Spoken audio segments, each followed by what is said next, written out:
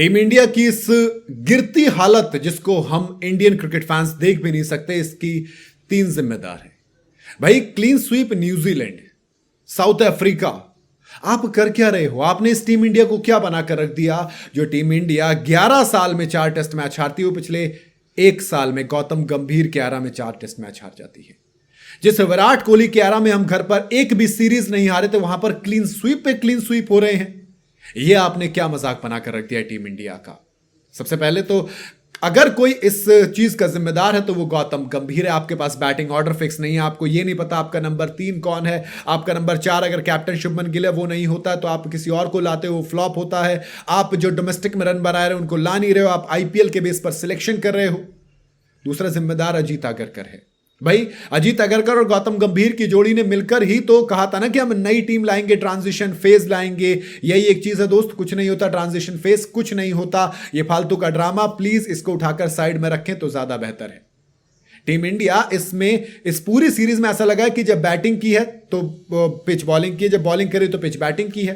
क्योंकि मुझे ऑनेस्टली कुछ समझ नहीं आ रहा। और ऋषभ पंत की कैप्टनसी भाई, तीसरे जिम्मेदार वही हैं। कह रहे हैं आगे डाल के छक्का मारने दे, यानसन ने भूत बना दिया मारते मारते आपका। कोई आपको पता नहीं है, आपके पास नीतीश कुमार रेड्डी एक और बॉलर ही आप भूल गए थे, आपने सिर्फ 10 ओवर डलवाए।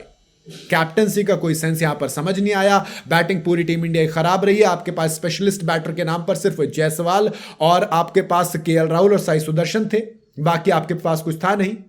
चेजिंग में आप 193, आप कुछ कर नहीं रहे हो, समझ नहीं आ रहा है कि आप क्या कर रहे हो। आप 124 आप चेज नहीं कर पाते हो, डिफेंड आप नहीं कर पा रहे हो। आप गौतम गंभीर ने कहा था कि हम 2 दिन बैटिंग करके टोटल को मैच को ड्रॉ भी करवा सकते हैं, हम जीत भी सकते हैं। कुछ नहीं हो रहा यहां पर कुछ भी नहीं हो रहा। ना तो आपका कैप्टन नजर आ रहा है, बॉडी लैंग्वेज आपकी गिरी हुई है, आपका बैटिंग ऑर्डर डिसाइड नहीं है, आपका कोच क्या करवा रहा है पता नहीं, आपके खिलाड़ी इनसिक्योर हैं, कुछ पता नहीं कौन खेलेगा कौन ड्रॉप कर दिया जाएगा। अक्षर पटेल अच्छा परफॉर्म करें तब भी ड्रॉप कर दिए जाते हैं। अगर कुछ ऊपर नीचे होगा आप अपनी पसंद के खिलाड़ी को खिलाओगे, क्योंकि गौतम गंभीर ने इस टीम को मुझे लगता है कि अपने घर की टीम बनाकर समझ लिया। ये देश की टीम अब बची नहीं है। यहां पर जो भी करना होगा गंभीर उसको अपनी मर्जी से खिलाएंगे, जो पसंद नहीं आएगा उसको घर से बेघर, उसको टीम से बेघर कर देंगे, निकाल देंगे। यही लग रहा है। क्योंकि जब आप बात करते हो इस इंडियन क्रिकेट टीम की तो ऐसा लगता है कि ये वो टीम बची नहीं है जिसके पास बॉलिंग में मोहम्मद शमी, ईशांत शर्मा, उमेश यादव, भुवनेश्वर कुमार, जसप्रीत बुमराह ये सब हुआ करते थे, जो फ्लैट ट्रैक्स पर हमारे जो बॉलर्स थे बैटर्स को परेशान करते थे। अब बेबस नजर आ रहे हैं।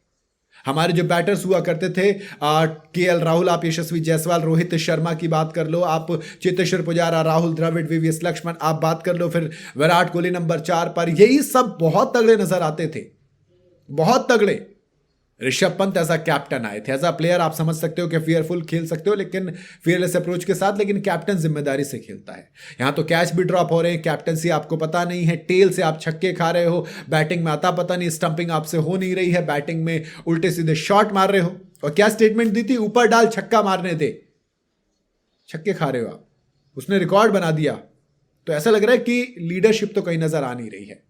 कंपैरिजन करोगे सीम बॉलिंग का तो इंडियंस ने सिर्फ 4 विकेट चटकाए, साउथ अफ्रीका ने 7 विकेट। जब आप स्पिनर्स की बात करोगे तो स्पिनर्स में भी साउथ अफ्रीका आगे। हमारी इंडियन क्रिकेट टीम मुझे लगता है कि बहुत ज्यादा बेकार हो गई है, सिर्फ गौतम गंभीर और अजीत अगरकर की ईगो के चक्कर में। ओडीआई सीरीज आप श्रीलंका के साथ सामने हारे, न्यूजीलैंड सीरीज आप घर के सामने हारे, बीजीटी आप 10 साल बाद हारे, आप टेस्ट सीरीज इंग्लैंड में नहीं जीत पाए जबकि इंग्लैंड की वो प्रॉपर टीम भी नहीं थी। एक average ODI average Australian team के सामने आप ओडीआई हारे, और अब आप साउथ अफ्रीका के सामने इतनी खराब हालत हुई है।